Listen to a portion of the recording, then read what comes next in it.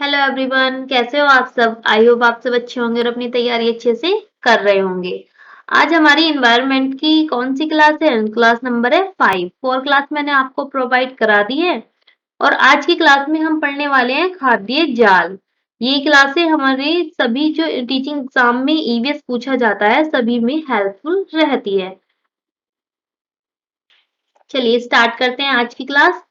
देखते हैं खाद्य जल क्या होता है। तो खाद्य जाल वह होता है जो खाद्य श्रृंखला के आपसी संबंध को खाद्य जाल कहा जाता है। अब देखते हैं खाद्य श्रृंखला क्या होती है। पहले हम देखते हैं खाद्य श्रृंखला क्या होती है। खाद्य श्रृंखला, खाद्य श्रृंखला से हमें पता चलता है कि कौन किसको खाता है, कौन किसको खाता है।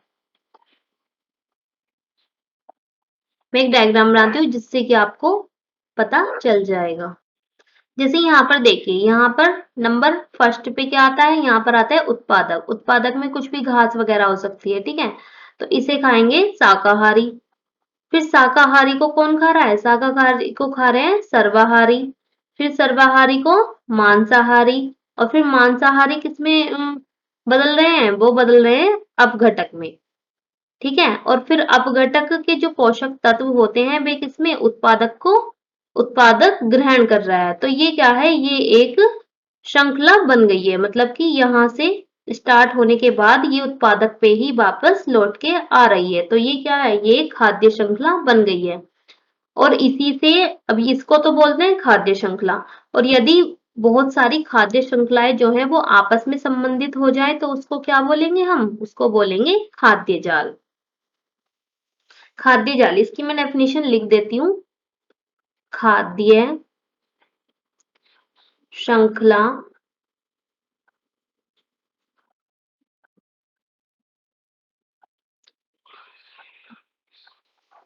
के आपसी संबंध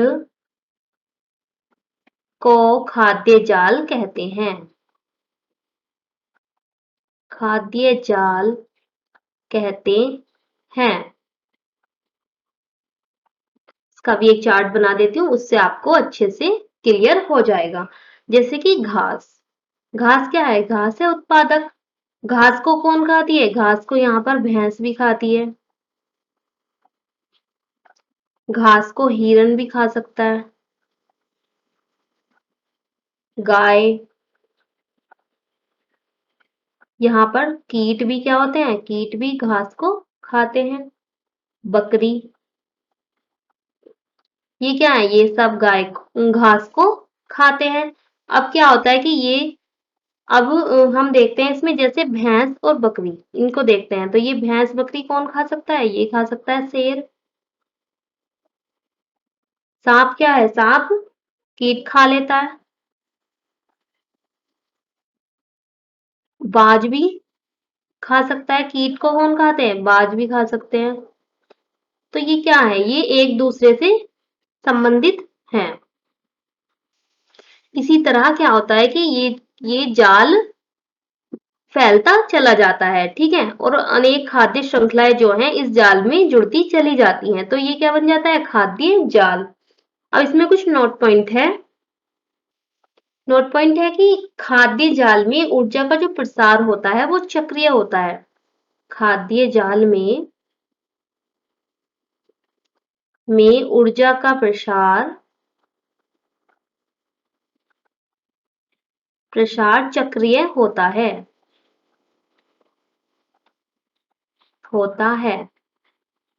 एग्जाम में यहीं से क्वेश्चन आया कि खाद्य जाल में ऊर्जा का प्रसार कैसा होता है? तो ऊर्जा का प्रसार चक्रीय होता है।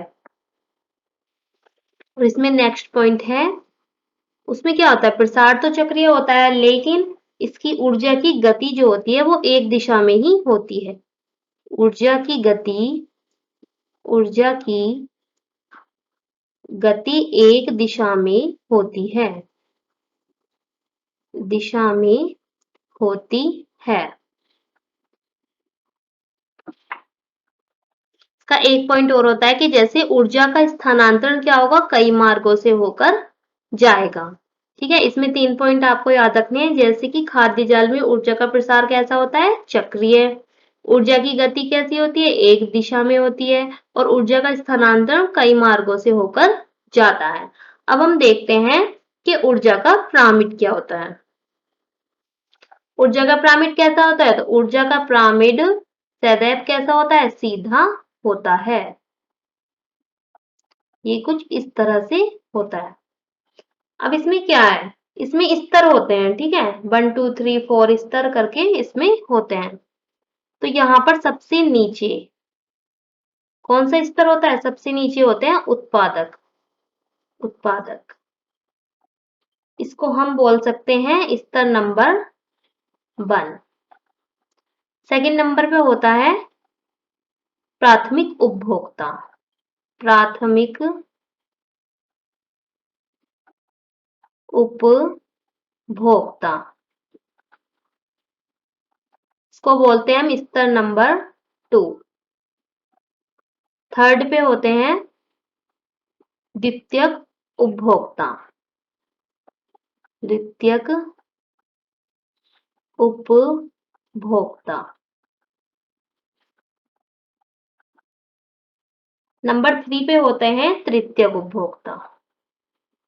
तृतीयक उपभोक्ता, इसको हम बोलते हैं स्तर नंबर 3। प्राथमिक कौन होते हैं, प्राथमिक होते हैं हमारे शाकाहारी। शाकाहारी। और ये क्या होते हैं, मांसाहारी। द्वितीयक कौन से होते हैं हमारे, मांसाहारी। और ये होते हैं सर्वाहारी। सर्वाहारी, ठीक है। यहाँ पर देखते हैं ऊर्जा का सबसे बड़ा स्रोत क्या है, ठीक है। तो ऊर्जा का सबसे बड़ा स्रोत क्या होता है, सूर्य, जो कि आप सबको पता है। अब क्या है कि यह ऊर्जा का पिरामिड क्या बता रहा है, ये हमें देखना है। तो ऊर्जा के पिरामिड से हमें ये पता चल रहा है कि मान के चलो सूर्य से क्या हुआ, सूर्य से 1000 कैलोरी ऊर्जा आई। ठीक है, क्योंकि क्या होता है कि ऊर्जा को ना ही उत्पन्न किया जा सकता है और ना ही नष्ट किया जा सकता है, सिर्फ क्या कर सकते हैं, एक रूप से दूसरे रूप में चेंज कर सकते हैं, परिवर्तित होती रहती है। जैसे कि सूर्य, सूर्य से क्या हुआ, 1000 किलो ऊर्जा आई। ठीक है, तो वो उत्पादक को कितना मिलेगी,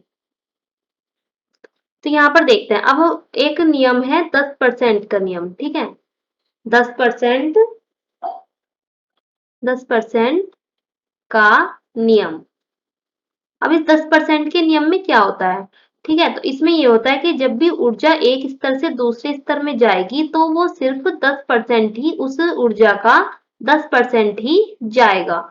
ठीक है, 90% जो है वो परिवर्तित होती रहती है। 90% जो है वो परिवर्तित होकर बाहर निकलती रहती है। तो यहाँ पर देखते हैं 1000 कैलोरी ऊष्मा सूर्य से आई, तो यहाँ पर उत्पादक को कितना मिलेगा, 1000 का 10%। कितना हुआ, 1000 का 10% हुआ 100। तो यहाँ पर यही लिख देती हूँ मैं, उत्पादक को कितना मिला, 100 कैलोरी ऊर्जा मिली। अब प्राथमिक उपभोक्ता को कितना मिलेगा, 100 का 10%।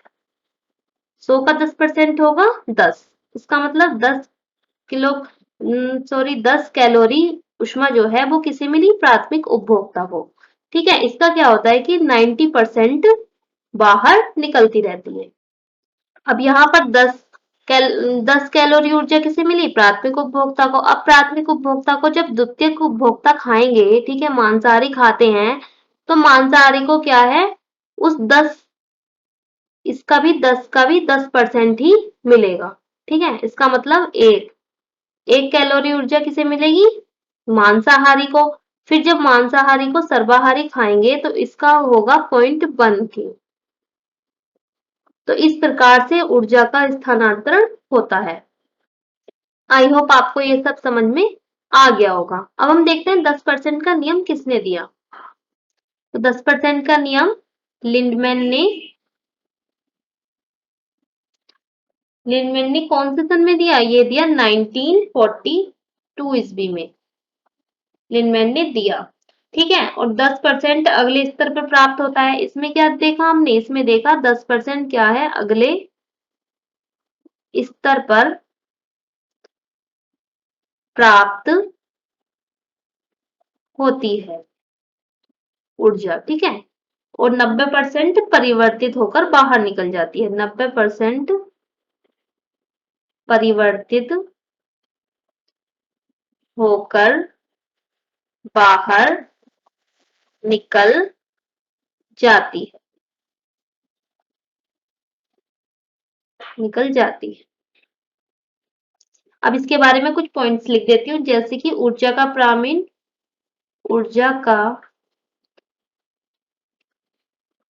पिरामिड सदैव सीधा होता है, सीधा बनता है। नेक्स्ट पॉइंट है इसका, परितंत्र में ऊर्जा का सबसे बड़ा स्रोत सूर्य होता है। या ऐसे लिख देती हूँ, ऊर्जा का सबसे बड़ा स्रोत क्या होता है? सूर्य। सूर्य होता है। नेक्स्ट पॉइंट है, ऊर्जा अधिकतम 4 स्तरों में ही गति करती है। तो ऊर्जा अधिकतम 4 स्तरों में ही गति करती है।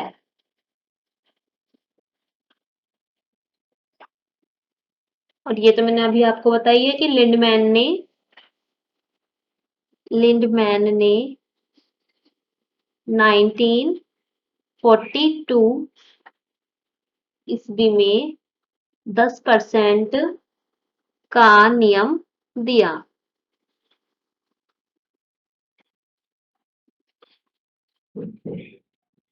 अब नेक्स्ट और लास्ट पॉइंट है कि 10% का नियम यह बताता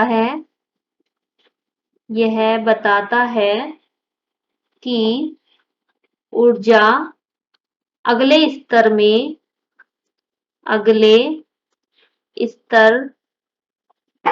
पर केवल 10% ही पहुंचती है।